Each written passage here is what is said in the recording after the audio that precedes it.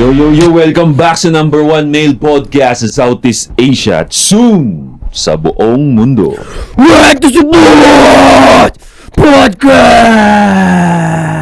Welcome back mga barigoy. Kung wala kayong mga masculine role model sa paligid ninyo, welcome kayo dito sa community natin. Kung saan pinapalaganap natin ang masculine mindset. Titignan natin ang mga issues, mga bagay-bagay in a masculine perspective. So, wala kayong kailangan ibang gawin kundi mag-subscribe. Kung gusto yung lubos-lubosin yung suporta, maging member kayo at bumili kayo ng mga merch natin. Malaking tulong yun sa channel natin at sa pinapalaganap natin. Oo, yan. Mga community na yan, nagkita-kita kami nung nakaraang weekend. Ngayon, kumusta pre? Ayos. So, hindi, sabi nung iba, bitin pa sila. 4 na oras kayo magkasama dun sa Starbucks, pero nabitin pa. Yung dun sa saan yun? Banda? Hindi mo nga din sabihin. Okay. Sorry. Secret hideout yun, pare. Curious ako Basta dun sa kapihan na yun. Kung saan, dahil mga kwento eh. Ayun. Kamusta naman? Ano nangyari? Hindi nyo kami sinama eh. Tampo kami. Hindi nyo kami sinama. Aga tuloy natulog pagod kasi hindi tayo sinama. Kaya nga. Hindi, joke lang. Ilan sila doon pre? Ilan yung mga pumunta? 6. O, shoutout natin. Silang 6. O, shoutout sa 6 na nakasama ni 8 Asset at nagkape-kape kayo, no? Yan. Sana na-enjoy nyo yung time na yun, ano? Na hindi kami kasama, tangina nyo. Paano na set up pre? Biglaan na naman. Hindi, di ba dahil last time, nangyari na yun, tas ako hindi nakapunta. Oo.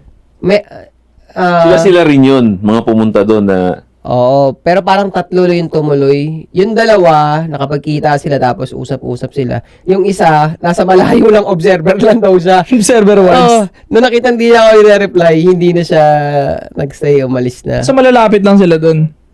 Oo, kaya nga rin natuloy yun. Kasi sabi ko, kung malapit kayo sa location na to, sige, largahan natin. Ganun. Kasi, halimbawa may nagsabi, sa Cebu, marami sila. Puta, lalargahan ko rin yun. May nag-chat sa akin na Cebu talaga, pre. Ako nanonood yata ng podcast yun. Kaso hip-hop sila Ang dami nila. Tapos parang isang rin sila, community ng hip-hop. Sila niya nga sa akin Okay lang.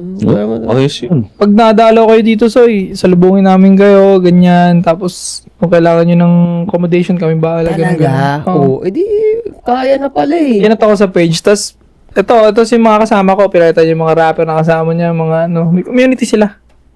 Madali na yun pag ganun. Dati ba nakikita na natin yung ganyan? Basta ang isang lugar may community, talagang mapupunta, malalapagan mo Tingin ko nga, tol, tayo na, parang sa napapansin ko, parang mas more on, nag-i-stick talaga mga Bisaya ko para sa Tagalog Talaga. Yan Yan mo. Kasi Matibay. hindi lang to sa isang community sa mga ibang community na silip ko. Hindi ko natambay, nasilip ko lang. More on, ma-beef talaga mga Tagalog, tingin ko. Hindi ko maigo ang Tagalog Parang gusto ng Tagalog, tangin na, panis yan, panis to, parang ganun, kami ang the best, itong community ang totoo, ito ang hindi. Kasi sa Bisaya, parang, diba, maugong ba sila sa ganun? Di naman masyado Parang wala na masyadong beef sila sa ganun. Diba, pansin mo sa Tagalog, ilang away ang nangyayari sa isang buwan, diba? Sa community ng bike, may away. Tangin na, community nga ng gym, napaka-chill ng gym, puta, nag-away pa Tingin ko rin pagdating sa competitiveness, yung Luzon pre, maano sila sa competitiveness. Sa competitiveness. Oo, tsaka ang dami kasi, dito sa Luzon, mga mga goal getter din ba? Yun ang napansin ko. Or maigo. Maigo, tapos competitiveness, ang dami rin. Kaya gusto nila, ako dapat sikat. Ang dami. Sa Visayas siguro, marami rin, kukunti talaga. Kukunti sila doon, for example, sa Cebu. Sabi natin rapper doon, baka madami, pero konti sila, parang mga 5, 10. So, hindi sila mag-aagawan sa kasi dahil konti tayo dito, pwede kong makuha rin. Marami rin akong fans. Dito talagang sa Luzon, kuhaan ng fans talaga rito. Agawan ng seats. Talaga O dami rin kasi namumulis dito. Pwede. Yun ang pansin ko rin. Daming pulis din talaga Sa dito. dancing community ba? May mga ganyan ba yung parang Oo, pre. palasita? Ganun. Palasita. Ang tawag ko nga dyan, yung mga gatekeeper Mga gatekeepers ng certain passion. Sa sayaw, meron din talaga na Di ba napagkwentuhan natin dati yung mga nagmamarket value, "Duy, dapat ganito galaw natin." Sila rin yun, pre. Sila rin ang gatekeeper. Sila rin yun. Pero teka lang, bago natin pasukin yan. 8 assets sa lahat ng social media Si accounts. Putol. 3PM Gang, Shopee, TikTok. Bigyan ng ng mga katulong. Buti na lang, pre, kasi inaano ulit eh. Binago na naman. Hindi mo kasi sinasabi lately. Sorry na. No, Joshua Point para sa lahat ng social media. Again, mga merch natin, supportahan niyan. ASP merch and available. Nandiyan yung link sa description. Kung lalaki ka nanonood nito, mag-sports ka. So, isa daw, hari nga ng hip-hop underground, tataka ka pa. Yan tuloy, nakbakbakan ko tuloy si Easy. Kasi naman, nanahimik ako sa pambababae ko, babanat ban. Yan tuloy, di ba? Nawasak tuloy kita. Pilipino walang Gcash. Tawag-tawa ako doon. Kagaban na record ko yun, pre. Hagalpak din ako, hagalpak kakatao. Mga kabataan, ingatan nyo yung pera nyo, ha. Nilaban kayo agrikultura sa nakaraang video ko, pre. Maabot ng million views, ha. Kasi nga, gusto magpalipat ng racket ng gobyerno. Sabi ko, pwede naman. Pwede naman eh. Pero, give us the reason at least. Diba? Yung ano ba, valid ano ba, reason. O sige, palipad. What reason?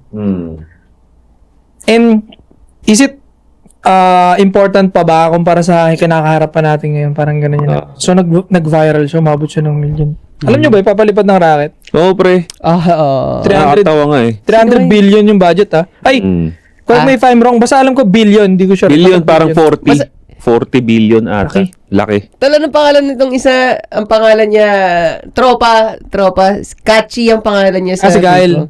Si Kyle. Sa kanya ko nakita, tatawa ako. Alin? Tawa ako sa kanya dahil nga doon. Ay, sakyan. Hindi, magpapalipad nga ng racket.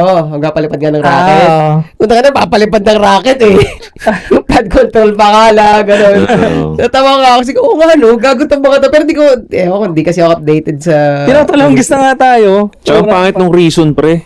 Pangit ng reason. Ang ano niya pa? Ang sabi ng reason Sige. ng government is to test daw our space engineering. To test? Ang dami-dami pang kailangan i-test na... Ang sabi pa, ang yabang niya pa, ayaw kong magkamali. Ang yabang pa niya, ang sabi niya, ano yan? Ano pa to? Parang sign niya ng pag-unlad. Common sense. Ina! Common sense! Napaka-advance ng utak niyo! Yung A-above ba yun? Yung A-above? Oh, yeah. Gusto ko yung confidence. Di ba? Confident niya. Yung maging confident niya. Gusto ko yan. Sign ng pag-unlad at dami-dami pang kailangan. Oo, sign yan. Pero Kailangan natin. nasa ano siya? Top 10 pa siya. Meron pa tayong top priority na sign ng unlad. Totoo. Hindi, at least may senyalis ka na. O, diba? Saka na yung totoong pag-unlad. Fake ang put. Basta may sign, ayos na. Oh, yun yung sabi. Kahit dito to. Senyalis yan, diba? Nang unlad. Common sense. Parang ano, no? Parang nakatira sa laylayan tapos bumili ng Tesla. Gusto maunlad ako. Oo, Maunlad ako. gano'n. Fake. Buti nga yan, binili mo, magagamit mo. Yung racket, pre, pasasabugin lang doon sa area yung pre. Kaya nga, hype na yun. Para matest na kung hanggang saan na yung naaabot ng engineering natin ng ano. Di ba? Sobrang late ng Pilipinas! Alam mo sa totoo lang pre, sa current na kalagayan ng Pilipinas, ilang racket ang panili pa rin nila. Hindi pwedeng isa lang yun ah. Bakit mo yung nangyari sa SpaceX, sa Tesla? Ilan yun? Ang daming failures nun. Ano akala niyo tayo mga Pilipino, one time lang natin. Eh kung yun nga, top tier na yun ah. Oo. Hindi naman sa pangmamaliit sa... Pero syempre yung kapasidad natin dito, yung engineering knowledge natin dito, kung compare mo ba sa US at German, pre? Really? Kaya ba natin i-compare? Hindi. Hindi dahil mababatingin natin sa Pinoy, but wala pa kasi dun talaga yung certain level natin at yun ang reality. Totoo lang, yung totoo lang talaga. So kung nakasampu yung SpaceX, puta baka maka-300 tayo dyan. Saan mo kukunin yung budget nun? Oo. Huwag na tayong lumayo. Wala pa nga tayong naiimbentong malupit na sasakyan eh. Tapos sa rocket. Putang ina niyo, para tayo naglolokohan din. Alam mo dahil binanggit mo yan, dati ko pa nakikita to. Alam mo tayong merong ano yan eh, Aurelio, sports car ng Pinoy. Pero yun nga, syempre, medyo struggling din sila dahil syempre wala silang suporta na kukuha. Pero yan, sports car ng Pinoy yan, Aurelio. Oo, nabalitaan ko yan, na-hype na ako. Sabi ko, talaga ba? Ang mura, pre! Yung, anong tawag dito sa ganitong kotse? Supercar talaga siya. Supercar, pero parang 2 million lang. Lupit, no? 2 With the million. help of what company? Or, kasi yung Aurelio, engineer, hindi ko alam kung may firm din sila, pero apelido nila yon. Mga engineers talaga sila. Tapos, pangarap din nila yung makabuild talaga ng kotseng sarili, saka passion din nila yung mechanism ng kotse, kaya ginagawa nila yan. Kaya, yun, nagbi-build sila ng sports car. Pero ngayon, wala na sila. Nandyan pa May na rin. rin yung hype eh. Pero low-key. Kasi nga siguro, ewan ko budget ang problema doon. Store. Oo, definitely budget ang problema doon. Kaya, hindi nila Investor talaga problema. Kasi meron pa isang inventor, pre, Kaso, napanood ko, pre, sa Instagram, ang dami na rin palang mas advanced. Si Kicks, di ba? Gumawa rin siya ng rideable na drone, pre. Oo. Si Kicks Menjola, yung... hanggang ngayon, nandun pa rin siya sa prototype na may sasakyan siya dyan, tapos may malaking bakal na ganito, Oo. tapos ang daming LEC. Pero makita mo yung iba, advanced na Kahit ka. ako sa iba, parang ilang LEC na lang, 2, 1 na lang, tapos kaya nang magmaneuver talaga ng mabilis eh. So, 80% pala ng body parts, ay ng parts ng sasakyan sa Pilipinas ginawa. Yung Aurelio? Pero may help ng 20 parts ng ibang hindi na binanggit. Tapos yung engine option daw, B16A VTEC. And Mitsubishi 4G 3T. Ano to? Yung parang same performance yata. Parang mukhang may pagka-Ferrari, Lambo shit yung Di ba? tsura. oh, Pinangarap ko yan, pre. Sabi ko, putya, pag-ipunan ko kaya to. Kasi medyo meron... first hype yun. Oh, bakit hindi? Mura naman eh. Tapos very stylish. Yung ganito, wala namang alam ng mga babae dyan eh. Pag Lalaki lang din ang pupunta. Lumapag ka dyan, pre. Tangin na. kahit lalaki, mapabilib mo kasi bakit sinong may ganyan. Di ba? Ang tapang mo, binili mo kaagad, di ba? Tsaka ang gandang advocacy niyan. Tuturupahin ko na yan mga yan. Gusto niyo ba kami na mag-market yung nyo, sports car nyo? Oo, pwede. Promote natin. Di talaga nagme-make sense yung rocket. Kasi, again, government nga ang tutulong sa mga innovations. Oo. Di ba? Sila talaga yan eh. Yan ang isa sa mga purpose ng government. Kaya nga mapapansin mo, yung ito, mapagkukumpara naman, baka sabihin, mga Chinese propagandist tayo. Ihalin tulad ko lang. Kasi yung BYD, yung mga Chinese brand, subsidize talaga ng government. Natutulungan nila yan para, sige, invento nyo yan, gawin nyo yan. So, nagbe-make sense kasi nga, yung kotse, abot kaya ng masa, di ba? Bakit rocket ka agad? Maghanap kayo ng isa-subsidize nyo, susuportahan ninyong kumpanya, katulad niyang Aurelio, na makagawa na ng first Filipino-made na vehicle. Yun muna. Saka na yung rocket, wala pa nga tayong sasakyan na Filipino-made. Alam mo, Easy. may mga content din ako nakita dati na mga entrepreneur sila na nagre-reklamo na sila kasi nakukumpara nila dito sa Pilipinas saka sa ibang bansa nga. Kasi sa ibang bansa, pag nakita nga nila na maganda yung idea mo, makakuha ka ng investor. May mamumuhunan sila. Dito daw, wala talaga. Kaya, yung iba nga pupunta na lang talaga ng ibang bansa. Kaya nga, pinapirate na lang din. Bakit sa tingin nyo kaya? Ako sa totoo, ngayon nag-iba na ang posisyon ko dyan eh. Bakit? Ba't wala nag-invest sa kanila? Kasi yung mga taong pinakamaraming pera dito, minamaleta lang naman nila yung pera eh. Bakit pa sila susugal na mag-invest dyan? Imamaleta lang naman tong pera na to. Di ba? Pwede. Or, ito medyo may nito sasabihin ko. Tawa mo. Hindi maganda work ethic ng Pinoy. Nakakatakot magtumaya ng pera sa Pinoy. Sa totoo lang. Sabagay. Kasi actually, ito na nga yung side dahil sinabi mo yan, ito yung gusto ko i-consider kanina bago sabihin. Actually, yung taong yun nagsasabi niya na, walang investor dito. Meron siyang vibe na, putang ina mo, puro ka reklamo eh. May ganung vibe. Taki naman reklamo ka ba na reklamo kung alam mo pala yung solusyon. Ang solusyon sa ibang bansa. Sige, pumunta ka doon. Diba? Naglarant ka dito eh. Totoo yan. Diba? Para mapapa-question ka, puta, ba't naglarant ka pa dito? Sinabi mo na yung solusyon eh. Punta sa ibang bansa, doon mo ipa-invest yan eh. E di gawin mo. Yan ang number one na isa sa gusto ko sa tropahan natin. Hindi tayo ganyan. Parang, tangina kasi, nang bagal ang pera ko eh. Kailan nyo narinig yan sa isa't isa na ano? Tangina kasi, litang sahod ko ngayong ano eh. Shut the fuck up. Diba? Get your shit done. Ganyan tayo lagi. Totoo lang. Siguro mga siguro mga 3 taon, 4 na taon na rin akong ganyan. Talagang get your shit done lang ako lagi. Get your shit done. Done. Yun lang talaga, no? Oo, boy. Kasi, anong sasabihin ko, diba? Ang ina naman ng sahod ko ngayong buwan eh. Hindi, no? Wala naman talagang may dadagdag eh. So, pag ganyan narinig mo sa isang engineer, parang king ina mo. Kaya siguro walang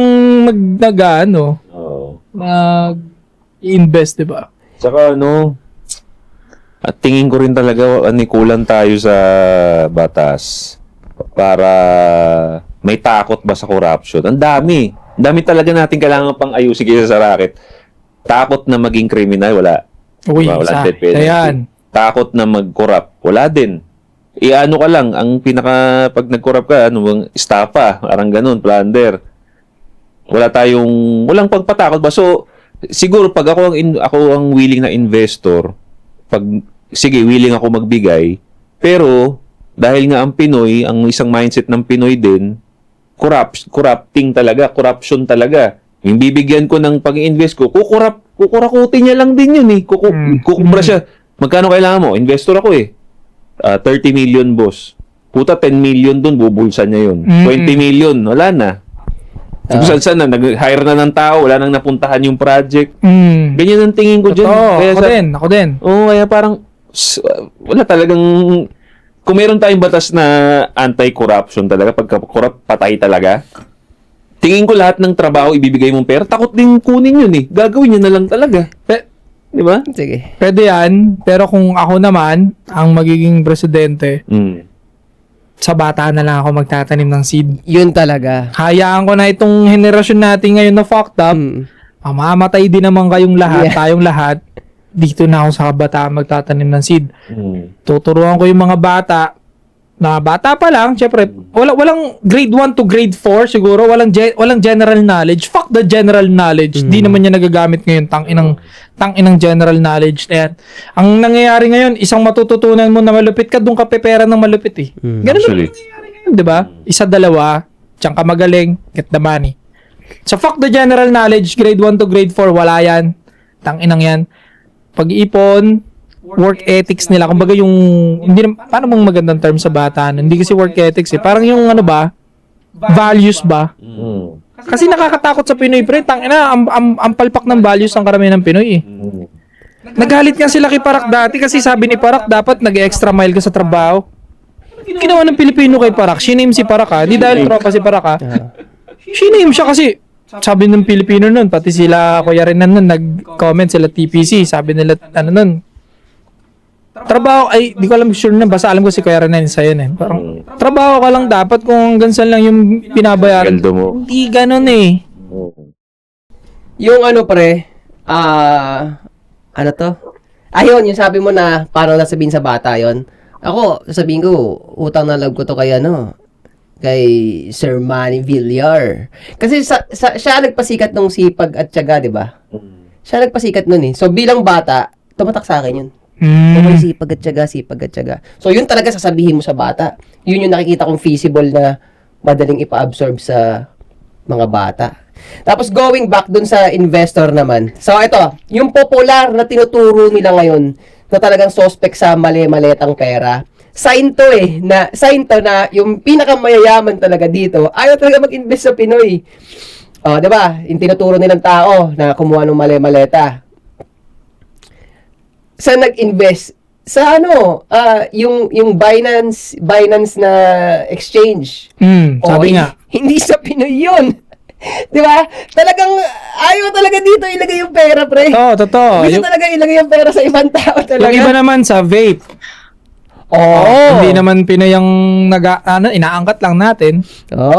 I agree kasi nga agree ba kayo? Nakakatakot talaga maglagay ng pera sa Pinoy. Hindi naman lahat ng Pinoy May mga Pinoy na mapagkakatiwalaan at may Pinoy na talagang grabe tumarabaho, kumayod. Katulad ng anti-support. Isa yan. Hindi na tayo lalayo. And especially mga nakikinig din sa atin. Pero, di ba, agree naman, di ba, parang nakakatakot talaga sa Pinoy. Ang daming tamad na Pinoy. Yan nga, alam mo, in relation sa original topic talaga natin, yan mga ganyan, kaya napapaayaw na yung mga investor, mga reklamo, ganun. Number one na ugali ng mga namumulis. Namumulis sa mga kulot. Tinan mo, sila yung mga gatekeeper na kami yung magagaling. So, nagpapapansin sila, kami yung magagaling. Pero tinan mo, sila pa yung hindi Sensado yung Hindi buhay. asensado. Hindi sila ini-investan. Kasi, putang inang to tao to, bakit ba ganito yung bukanga nito? Bakit puro ano to, rant. sihingi, puro rant, oo. Di ba? Actually, Magaling ka naman pala, yan pala ang pinapalabas mo. E di kumilos ka na lang. Wala nangyari nga dyan. Tulad nga sabi ko kanina, dahil sa isip, sa salita, at sa gawa nila, kinukulong na nila yung, kung halimbawa sa rap, gusto nila, kami na pinakamagagaling dito. So kami magtuturo kung ano yung tama at mali. Which is hindi valid Hindi talaga kayang gawin ng utak lang ng tao yun Tao ka lang na may pinagdadaanan ka sa pang-araw-araw. Taga-police ka ng mga bagong talent na lumalabas. Labo no? Labo. Ilang beses na natin nakita yung mga ganyan, no? Na kung Sa sino, lahat ng napuntahan ko talaga, merong gatekeeper talaga. at hindi sila umaasenso. bakit sa tingin nyo? Number one reason sa akin, pare, kung ako titingin sa isang namumulis, tawag dito, may utak talangka din. Utak talangka din na parang crab mentality rin. Kasi nga, alam nila na stuck na sila dun sa culture na pinanghahawakan nila. Ngayon, wala nang growth talaga doon. Kahit anong gawin niya, andun lang talaga siya. Nandito lang siya sa middle. Sumikat naman. Dahil doon sa culture, okay, dito na sa middle. Ngayon, pagka nakakita siya ng mga nag-i-innovate, may possible kasi na maangatan sila Possible na makuha yung attention kasi bago So, i-gatekeep talaga nila yun. Ano nila na mali yan. Para nandito ka lang. Hindi mo sila maangatan. Yun ang nakikita ko doon, pre. Kaya, para sa akin, may paghalong inggit. It's just that napanghawakan na nila, nasabi na nila yung culture na pinanghawakan. Hindi na sila makaalis. Nakulong sila sa sarili nilang kulungan, pre. Sa totoo lang. Sa pag-gatekeep. Oo, sa pag-gatekeep. May mga dancer nga akong napapanood na matatanda na, mga talagang tumatak na dancer din dati. Hanggang ngayon nagko-content sila sa mga sayo-sayo sila. Gagot na tinatawanan na. Real talk. Kasi, parang yun pa rin yung bitaw nila yun pa rin. Nung kung ano yung binitawan nila nung 2000s early, yun pa yung bitawan nila ngayon, pre. Tapos isipin mo, tumanda pa, so mas bumagal pa. Diba? Parehas ba tayo na nakitang video? May lumabas sa akin. Oh, lately. dalawa sila. Dalawa. Oh, yun ba? Pero actually natuwa nga ako kasi sabi ko nga, ito yan sa other side naman. Ako sinasabi ko talaga, OG ko rin talaga yung mga yun. Pero nandun nga tayo sa point din na Nag-gatekeep ba sila? Hindi naman. masasabi ko oo. Nag-gatekeep sila. Pero alam mo nangyari nun? Sila nag-evolve Ang nangyari nga nag-gatekeep sila mismo sa grupo nila, hindi rin sila nagkasundo, kaya nagwatak-watak sila. Kasi pangit nga yung ganun, pre. Pangit talaga yun. Yung naglilimita ka sa tao talaga ng basta do your thing, di ba? Get the Oo. money. Ganun talaga. Hindi naman kayo mga Diyos di ba? Kaya kung Diyos nga, hinahayaan lang tayo. Ang gusto nga ng Diyos, malaya tayo Tapos ikaw tao ka lang, di ba? Kaya mo yung bata. Pero kasi parang napaparaning tong mga to Bukod dun sa insecurity nga na ayaw masapawan. Siguro, ewan ko parang nagbibida yan Nagbibida sila na, kasi ganito ang mangyayari dyan. Oo. Inuunahan nila kung ano yung kakalabasan. Pero before they know it, before they realize, merong tinatahak na direksyon yung isang bata na hindi mo nakita. Oo, yun. Di ba? Mm. Which is, kailangan mo nga hayaan. Di ko mag-fail siya, puta, ano ba? Di naman ikaw magulang yan Actually, kahit nga basketball, nag-evolve Doon naman tayo sa sports. Kahit nga sa boxing, nag-evolve Oo. Iba na ang style ng boxing ng 60s, di ba, sa boxing style ngayon? Oo. Di ba, Sa dati- basketball din, yeah. Oo, ang dami nagbago. Boxing muna tayo. Sa boxing, yung 60s, talagang baragan ng mukha, di ba? Ngayon, brawler lahat, di ba? Oo. Ngayon, ano na ang boxing ngayon? By points. Points. Kumbaga, patulisan ng jab, puntos-puntos, defense, puntos. Ganun na mostly. Tsaka sa akin, the fact nga na, ito gamit tayo ng common sense lang The fact Common na, sense. the fact na unang panahon yun, unang panahon Ibig sabihin, hindi talaga perfect form yun. Yeah. Diba? Mm. Hindi Kumbaga parang perfect. siyang prototype lang. Oo, may At never magkakaroon ng perfect form. Patuloy lang mag-e-evolve talaga lahat. Tangina, kaya nga si Cell ang tawag sa kanya perfect kasi evolve siya ng evolve. Diba si Cell yun? Siya yung perfect creation ng ni Dr. Giro, di ba? Pero di ba nandun yung nandun yung mga analogy kasi from siya, ipis, evolve siya ng evolve hanggang sa naging perfect siya. Well, yun lang yun. Parang anime analogy lang yun. Maganda yan Tapos si Vegeta doon, since sobrang yabang niya, putang ina, yun ang nagpahirap doon. Dapat mapapatay niya na yun, di ba? Sobrang hambog ni Vegeta, tangina. Sige, tangina, kompletuhin mo muna yung form mo para namang ganahan ako. Talaga nakaganon pa siya, di ba? no? Papapatay niya na kasi nakapag Super Saiyan na siya, Huli niya na si Cell, di pa fully form. Tinulungan niya pang kainin, di ba? Pinakain niya yung ibang mga kaya lumakas siya. Tungaks eh. Ibang uri din si Tapos- Vegeta Gago yun naman laging pahamak dati, pre. Kaya bakit natatalo lagi? Kasi tangina, mayabang talo si Vegeta. Oo. Tapos yan nga, Dugong Saiyan, no? tinan mo, di ba, pag ituturo natin itong mga taong itong mahilig mamulis, matagal lang nandyan, hindi naman sila yung pinakamaunlad, no? Hindi nga. Diba? Ito talaga. Sarap. Sarap. Hindi naman yung pinaka-OG ang namamayagpag ngayon, di ba? Si Skasta ang namamayagpag ngayon. Yung mga nagbago ng game. Inaway pa nga yan nung, di ba? May galit na galit kayong OG kuno dyan Diba? Namulis ba si Skasta ngayon? Hindi. Namulis ba si Plogy ngayon? Hindi. Wala, So ito trabaho yung lang. nakikita kong common denominator. Hindi masarap ang buhay.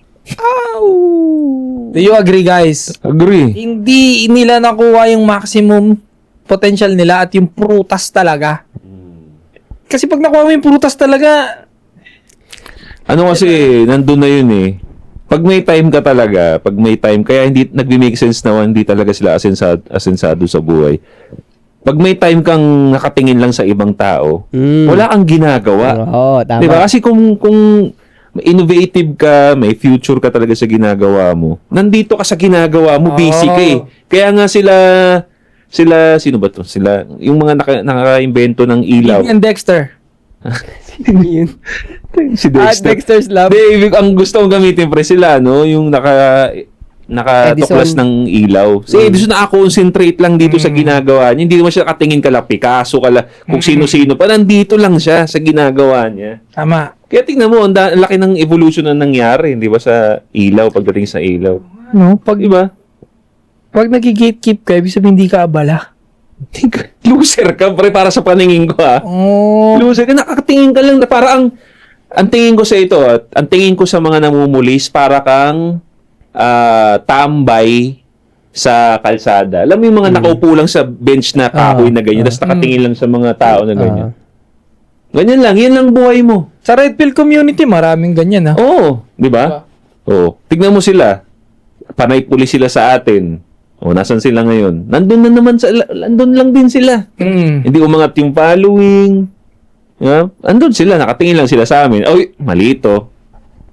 Oh, no. Pero yung buhay, hindi umaangat. Tama. Kaya may ano talaga, magpapapansin sa lahat, pansin kung anong meron kayo, kunyari, anong hobby ninyo. Tignan niyo yung mga gatekeepers dyan. Wala. Hindi masaya yung buhay. Oo, yung mga inggit lagi sa inyo, ibig sabihin mas angat ka. Yan napansin ko din sa mga inggit, no? Hindi kainggitan ng mas mataas sa'yo kasi tatawanan ka lang yan eh. Tangin na. Di ba? Oo. Kahit ako pre, pag halimbawa may mga nangungulit sa akin na papampam na talagang malayo talaga. Tatawa lang talaga ako, tangina. Pero pag mas mataas sa akin, may tense eh. Parang, gusto ko to. Gusto ko to. Tangina, laro tayo. Ganun. Kaya, maganda talaga na ito, patatakin nyo talaga sa utak nyo tong mantra na to, na itong matrix na to, itong universe na to, ang nire-reward talaga kilos eh, hindi intelligence. Diba? Uy, mabigat yung binitawan mo. Bakit? Sige. Agree ako dyan. Pero ito, sige, dito muna tayo sa ano na to. Okay, mawala. Dito muna tayo. Ang gusto kong sabihin, Dito lang kami. Ito lang kami, pre. Ang gusto ko sabihin, alam niyo ba pre, nung pinapanood ko pa lang kayo, feeling ko, mas marami akong alam. Or magka-level na tayo. Yun na talaga. Alam ko to eh. Kaya yun na lang din yung yun na lang din yung sa akin na pupunta talaga ako dyan. Pag nabigyan ako ng pagkakataon, uupo talaga ako dyan kasi kaya ko yan eh. Pero nung napaupo na ako, marami pa akong hindi nakikitang di ba? Totoo ba? May mga nabuksan din kami sa'yo, pare. Meron. Kasi nga, sakit nga to nung nanonood lang eh, na parang feeling mo ang galing mo. Nanonood ka lang, wala ka dun. Totoo. O hindi ikaw yung nasa stage, di ba? Ibang usapan yan dun. Naiisip mo ngayon yan, ang galing na galing ka sa sarili mo, pero hindi, lumapag ka dun, maintindihan mo kung ano talaga. So, yun yung halimbawa nun. Kasi, kumpiyansa na ako, alam ko yan. Pero, kumaga, sa kilos, na gawin to ng pang daily uploads na klase ng galawan, yun yung bagay na hindi ko pa na-try eh. Hindi ko pa na-try dati yun eh. Pero sa utak ko, hindi, alam ko yan. Oh. So, ayun. So, doon ko makikita. Pwede nga mangyaring ganito eh. Pwedeng, marami talaga dyan sa mga nanonood sa atin na pwedeng mas marami talaga silang alam. Pwede talaga mas maraming alam. Pero lamang talaga tayo nandito. Tayo yung kumikilos. Execute. Oo. So, in a way, dun sa ganong mechanism, yun yung sinasabi ng universe. Tayo yung kumikilos eh. So, tayo na nakakapag-promote ng movement, ganun. Yun. So, mas nire-reward ng universe ang kilos, hindi ang intelligence. Oh. Feeling ko nga pre, ang intelligence, libreng binibigay ng universe yan. Nandiyan na pala. Tignan mo, yung mga naiisip natin, saan ba galing yan? Hindi mo alam saan nang galing yan, di ba? Bigyan mo na, Biglang, di ba? Biglang, Tapos, ang magmi-make ng difference, sino ang kikilos? Lahat, feeling ko, lahat tayo, sa utak natin, lahat yan dumadaan sa scanner ng mga utak natin yan. Ang naging difference lang sino ang kumilos, sino ang gumalaw. Diba? Which So, totally... magkakatalo talaga sa execution. Execution. Sa rat-rat. Rat-rat. At mas mahirap kasi yung execution, pre, kasi marami talaga siyang kalaban. Ang execution ng kalaban niya, judgment, di ba? Time, doubts. Mas marami siyang kalaban. Mag-isip ka ng porn ngayon, walang pipigil sa'yo. Di ba? Pag-isip ako ng suso ngayon, walang pipigil sa akin eh. Pero maghawak ka ng suso, mahirap. Di ba? Yung ganung analogy, pre. Talagang suso talaga yung... Hindi, pero kasi, clear analogy siya na mas madali talagang mag-isip kaysa mag-execute. Mag-isip ka ng suso, walang pipigil sa'yo. Maghawak ka ng suso, yari ka. Di ba? Actually, ang ganda nun. Di ba? So, Mahirap talaga ang i-execute. mahirap, marami ka talagang kalaban. Kaya, mas mahirap, mas challenging, mas may reward eh. Mas rewarding. Mas rewarding siya. So, Hindi naman nagre-reward ang sa madali, di ba? hindi talaga. Hindi, no? Hindi Nagiging talaga. madali na lang siya kasi sanay ka na. Nasanay ka na. Oo, mabilis ka rumatrat sa isang sanay ka na. Gamitin mo sa TikTok yung butang. Magandang topic to. Alam mo, may danger din napapansin ko sa bagay na sanay na ako eh. Kaya pagka may isang bagay na, di ba, nag-generate ako ng pera doon, tapos sanay na ako. Pilit ako nagdadagdag ng flavor lagi. Pilit ako nagdadagdag ng mahirapan ako ng konti. Alam niyo ba yan? Ano niyo ba yan? Kasi pag sanay ka na, pansin ko, Comfort naman. yun na nga eh. So, lagi ako nagdadagdag. Kahit sa exercise, di ba, magdadagdag ka? Pabigat din ng pabigat. For example, yung buhat mo na 10 kg lang, nasanay ka na for a week, wala nang sakit. It's time para angatan yung, kaya nga PR di ba? May PR na tinatawag. Naalala ko rin pala, kaya mo nasabi, bigla ako inisip ko, bakit sinabi niya daw na mabigat? Naalala ko kasi meron tayong episode na pag masipag ka lang, hindi ibang usapan Ibang yun. usapan yun, ibang Hindi usapan yun ang yun. tinutukoy ko dito sa context ng sinasabi ko. Yung sinabi namin nung nakaraan, yun pa rin yun. Pero again, dito pa rin mapasok yung sinasabi nating evolution.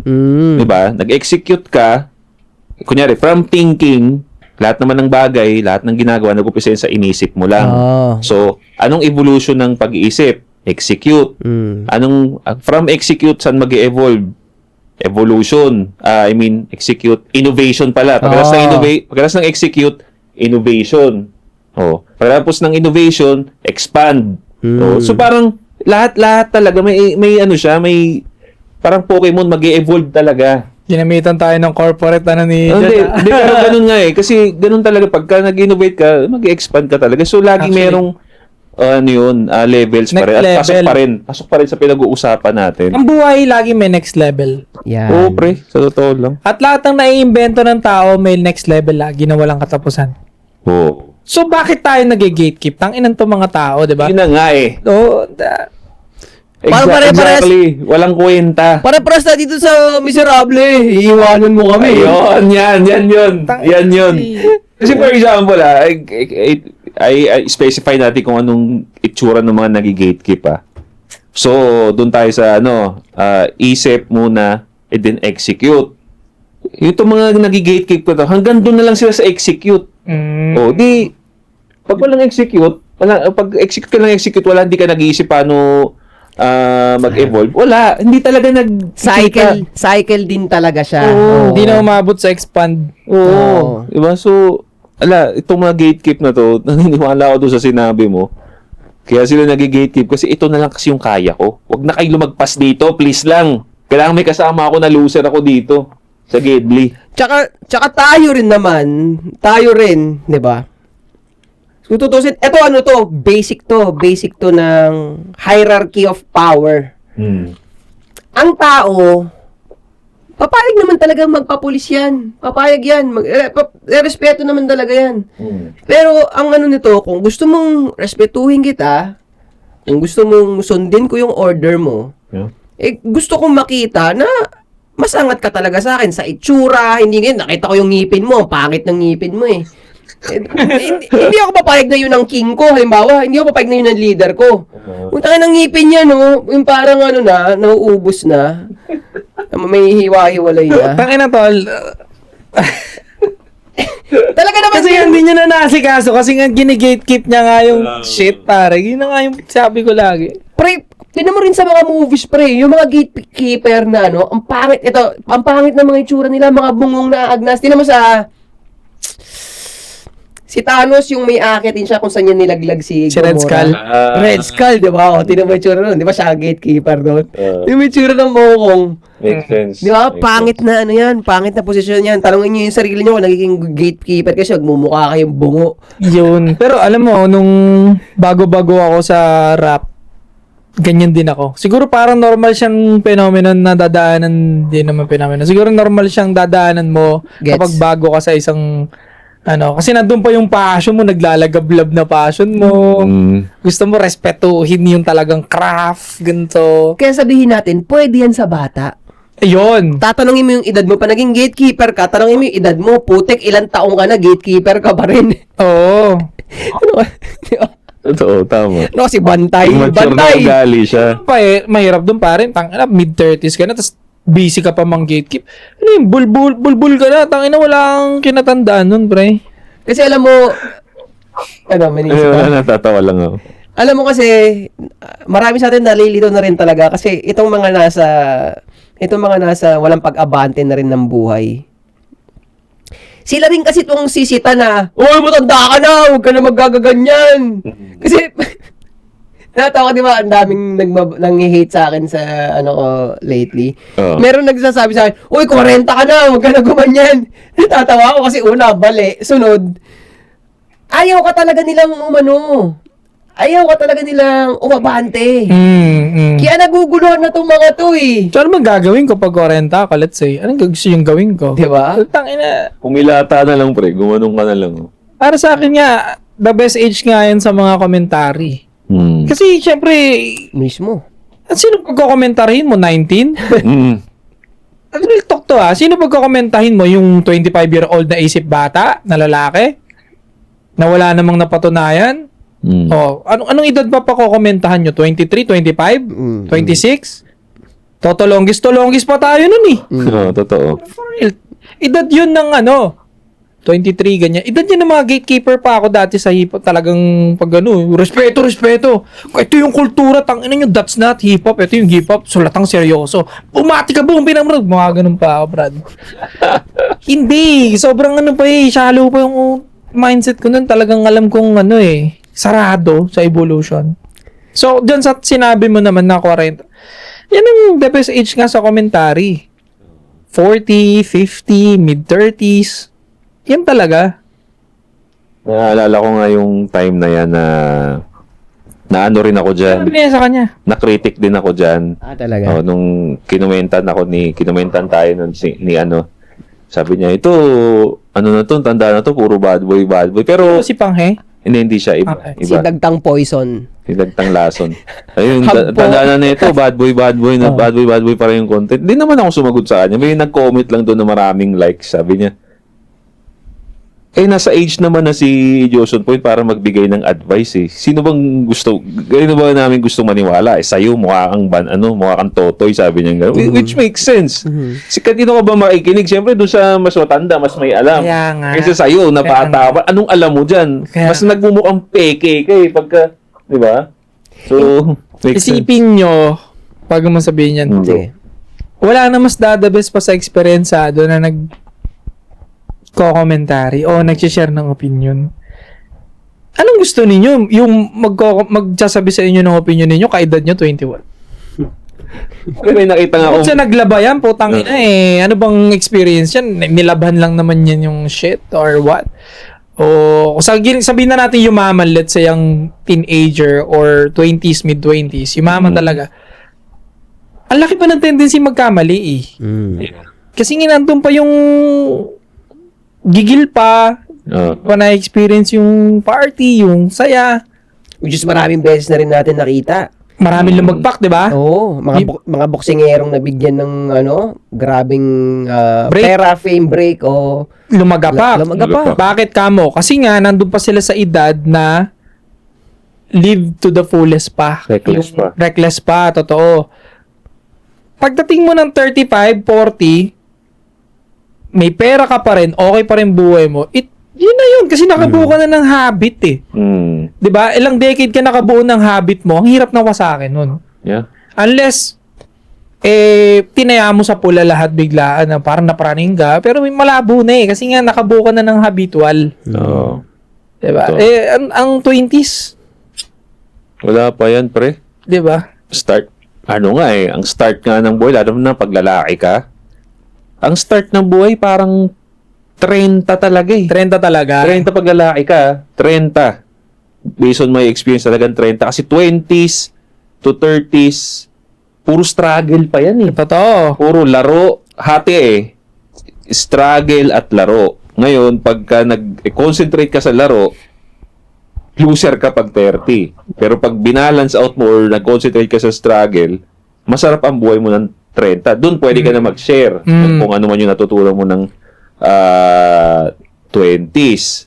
Pero sa 30s pa lang na yun yung parang 30 years old, doon mo ngayon ma-apply yung mga natutunan mo ng 20s. Kaya pag Correct. wala ka natutunan ng 20s, putang ina, patay ka ng 30s, pre. Correct. Oo. May magsasabi sa inyo yan na bata, let's say, sabihin sa'yo, bakit Josh, sa edad ba nabibase? Hindi. Totoo yun, hindi. No, hindi naman. Kasi minsan may 50 tanga pa rin eh. Oo. May 16 tanga pa din. Oo. But, mas marami ang tanga na 20s, I would say. Totoo. Totoo. Maraming tangang 50, maraming tangang 40s, 30s. Magbibilangan tayo, mas tanga ang 20s. Sa totoo lang. Tangin na. Kasi ako, kung ibabalik mo ako doon, pre, ngayon, hindi ko pa nga na-feel na sobrang kompleto na ng knowledge ko eh. I'm still striving eh. Oo. Kesa mamulis eh. I'm still striving sa knowledge, sa lahat. But, compared me now, sa 20 ko, sobrang tanga ko nun, pre. Sobrang naive ko nun, sobrang tanga ko nun. Bilis ko pa ma-deceive. Galit pa ako pag di ako sinama sa mga shit. Ina nyo, nakipagbugbugan kayo, wala ako. Ina nyo, nakipag-inuman kayo, gumimik kayo, wala ako. Ano mo yun, dapat kasama ka sa mga pangit naman. Pangit na shit. Tsaka yung magsasabi ng gano'n na wala naman sa age yan eh. Wala naman sa age yan. Tanungin ko kayo, ano bang hilig mo nung 20s ka ngayon? Puro nga kay 6'7", 6'7" eh. Di ba? Kumbaga ang ibig ko sabihin doon, talagang nasa age yung kagustuhan mo na maging okay yung or nagme-make sense yung tinatahak mo na eh. 'Di ba? Pag 20s, nandyan kasi yung libog ka pa, happiness pa. So most likely, yung mga gusto mong hobbies, gusto mong gawin, walang kwenta talaga. Nandiyan yung inom, nandiyan yung ano, in trend at 30s, 40s, tapos na sila doon. Alam mo rin kasi tol na yung time mo hindi na ganun ka dami, aware ka na. Noong 20s kasi tayo feeling natin we got all the time in the world. Totoo. Exactly. And then pagdating mo ng 30, masasampal ka na, oops, nasa kalahati na ako ng journey. Parang mag-iingat na ako sa pera ko, sa shit ko. Sa pagkain nga lang, Pagkain. nag-iingat ka na eh. Oh. Hindi ka na pwede rin yung time ko, kasi kung konti na nga lang din naman, nasa kalahati na ng journey, hindi na pwede ibato sa walang kwentang mga tao. Sumama sa mga tolongges. Alam mo kaya nila kinain yan, kasi syempre ganito yan eh. 'Di ba ang mga popular na sport, 'di ba? Basketball, kahit boxing. Science na nagsasabi nga na pag ganito na idara mo, late 30s ka na, marami ka nang hindi ma-perform. So, tinake na yan, kinain na yun ng tao as Gospel eh, no? Oo Parang na. Di na pwedeng ma-break yan. wala na. Talagang, kaya ang naging pagsamba ng tao, bata ka, makuha mo yung malupit na break, yun ang cool. Diba? Yan ang kinain ng mainstream. Pero sa totoo lang, application sa totoong buhay, kahit ito mga 40s na itong mga atleta na to, na parang dinadown na dahil mas lamang na itong mga bata, hindi pag nakita mo yung mga game sa buhay niyan, which is, tinan mo ganito nakatingin lang kasi sila doon, kung halimbawa boxing, nakatingin sila sa boxing lang eh. Pero kung titignan mo, halimbawa si Pacquiao, puta senador na yan! Bukod sa magaling na atleta yan, senador, sige, maghamulan kayo yun sa totoong buhay. 20s na, no? Tapos kay Pacquiao, Diba? grabe, yari. Wala yun, paglalaroan lang siya nun. Nandun sila eh, kasi, which is kasi, may gets din natin sila na yun nga naman ang interest ng bata. Kung halimbawa, boxing, yun lang. Yun ang talaga yung aspect na nakikita nila, kaya yun talaga yung basis nila. Hindi pa masyado malawak yung ano. Hindi malawak, kaya sinisisi. Nasa inyo pa rin ng pagsisi, yung kabubuhan na yan, ignore talaga kayo. Saka sa totoo lang, ibalik natin yung mga sarili natin nung 20 tayo. Feeling kasi natin, alam na natin lahat eh. Totoo yan. Isa rin yan sa sakit natin dati na pagkausap natin ngayon yung mga bata, ganun din ang sakit nila. Ito. Hindi na makikinig, feeling nila alam na nila lahat. Kaya Ito. kung ikaw yung kabataan na 20s ngayon at open na open sa mga knowledge na natututunan mo sa amin, no? Magaling. Nako, sabi ko sa'yo, naiinggit ako sa'yo. Kasi kung ako, Tama ka dun. ako nga sarili ko na to. Ako nung 20 ako, may anti-support ako napapanood. Tanginang yan. Hindi ko na alam siguro kung magkano network ko ngayon, pare. Para ako nun. Tatanggalin ko mga puday nun, pre. Kasi, inang yan. Ito na, may guidance na ako nun kasi wala akong guidance. So, ako mag-isa nag-explore ng mga pagkakamali ko, mga puday, ganyan. Diba? Mga parents natin, hindi naman sila solid, 100% na gaya ng utak natin ngayon na rational lang talaga. Sila kasi may touch of emotion pa rin naman, syempre. Kasi nga, old schooler sila eh. Diba? Marriage type shit sila eh. Ganun ang nila eh. So, iba ang anti-support. Ang ina ko na-appreciate nyo lang. Agree ako doon na itong podcast namin, hindi lang kami basta-basta nagbe-breed ng mga malalakas or masculine na lalaki. Gusto rin namin mag-breed ng mga taong gusto talagang matuto. Diba? Kahit di sa amin, basta sa lahat ng bagay, willing kayo, huwag kayo mang-gatekeep. May bago dyan, itry ninyo, why not? Di ba? Kaka-improve nyo, kaka-evolve nyo yan eh. So yun mga pare, maraming salamat. Leave a comment down below ano masasabi ninyo. Don't forget to subscribe, hit the bell para notify kayo sa mga bago nating videos, Anti-Support Podcast. Babalik kami. 3 p.m. Gang! Maulan ng panahon ngayon, no? 3 p.m. gang. T-shirt lang na puti. Yeah, we pop out in your hood, walang pake, walang pake. Payat ako, ngunit yung pulsa malaki, malaki. Shout out to my boy J.O.P. Etase, si Eko, karang sumakay ng Lambo.